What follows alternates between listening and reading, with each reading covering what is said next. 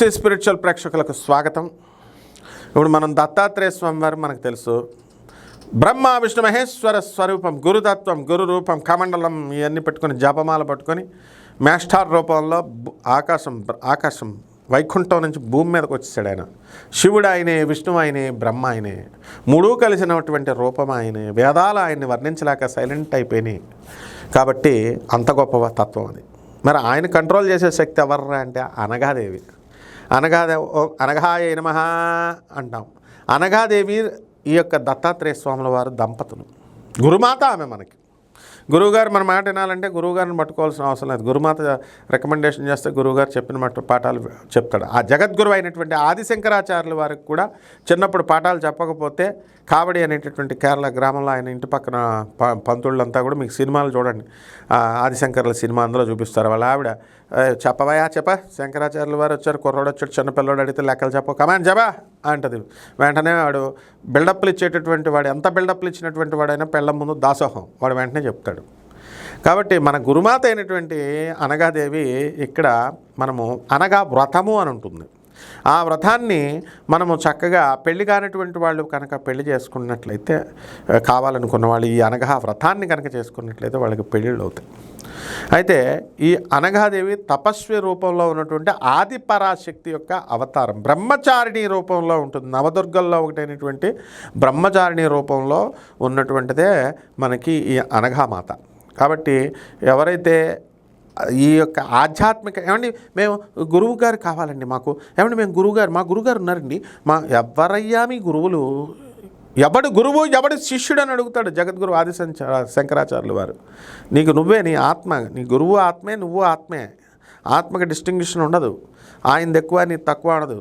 ఎవడు గురువు ఎవడికి తండ్రి, ఎవడికి కొడుకు, అంత స్థితికి తీసుకెళ్ళేటటువంటి తత్వమే అనఘాదేవి తత్వం. కాబట్టి అదే దత్తతత్వం. అంతేగాని ఏమంటే మాకు తెలుసండి దత్తాత్రేయుడు ఉపాసకులం అండి, ఇదోటి బాగా నేర్చుకున్నారు ప్రతివాడు. దత్త ఉపాసకుడు, లలితాదేవి ఉపాసకుడు అని జ్యోతిష్ పండితులు కొంతమంది పెట్టుకుంటారు. అసలు ఉపాసకుడు ఎవరు తెలుసా? లలితాదేవి ఉపాసకుడు ఒకడే, అగస్త్య మహర్షి ఒకడే. ఏదో ఫోటో పెట్టుకుని కుంకాలు పసుపులు వేసేసి 2 అగరత్తులు వేసేస్తే ఉపాసకుడు అయిపోతావు అమ్మా నువ్వు? లలిత సహస్రాలు చదివేస్తే ఉపాసకుడు అయిపోతావా? దత్తమంత్రం దిగంబర దిగంబర శ్రీపాద వల్లభ దిగంబర అనేస్తే అయిపోతావా నువ్వు దత్త ఉపాసకుడివే? ఉపాసన అంటే ఏంటి? నిరంతరం ఆ దత్త చింతనలో ఉండాలి 24 అవర్స్. కాబట్టి ఈ విధంగా ఆ ఉపాసన చేయగలిగేటటువంటి స్థితి ఆ అనఘాదేవి యొక్క అనుగ్రహం ఉంటేనే మనకు వస్తుంది.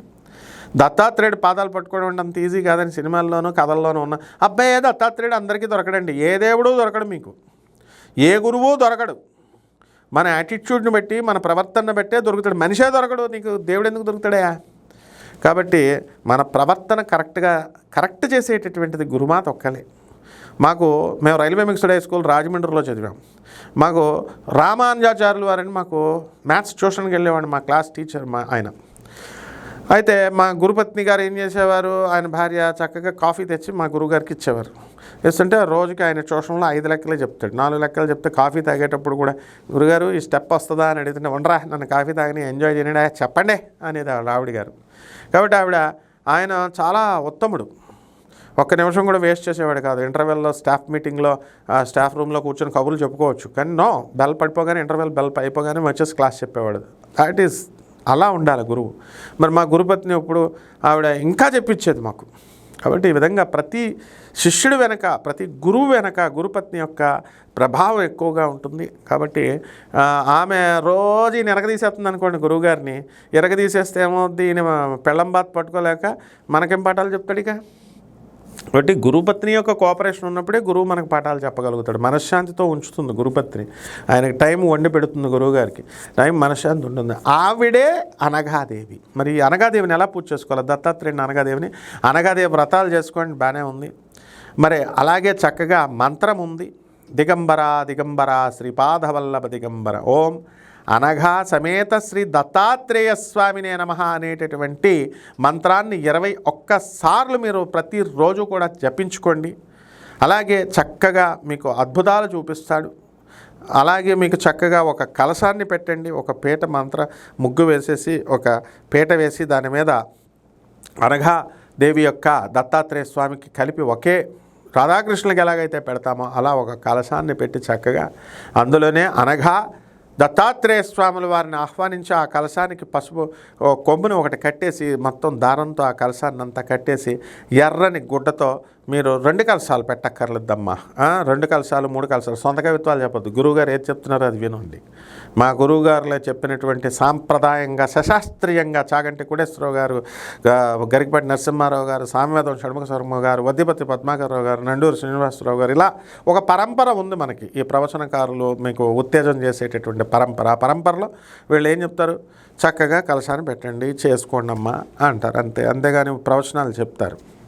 కాబట్టి మీరు మామూలు డూప్లికేట్గా 2 కలశాలు పెట్టండి, పంతులు చెప్తారు వాళ్ళకేం పోయింది, విష్ణుమూర్తి ఒకటి, దత్తాత్రేయుడు ఒకటి, ఇదొకటి, కాన్సన్ట్రేషన్ కుదరదు. సో డూ వాట్ వి సే. అక్కడ కలశానికి పెట్టి చక్కగా ఓం దత్త అనగా సమేత దత్తాత్రేయ స్వామినే నమః అంటూ కుంకుమార్చన చేసి షోడశోపచార పూజ చేయాలా, అష్టోత్తర శతనామ పూజ చేయాలా. నైవేద్యాలు మీకు ఇష్టం వచ్చిన నైవేద్యాలు పెట్టుకోండి. పాయసాన్ని ప్రియత్వక్ష పశులోక భయంకరి పాయసాన్ని పెట్టుకోండి, దద్దోజనం పెట్టుకోండి.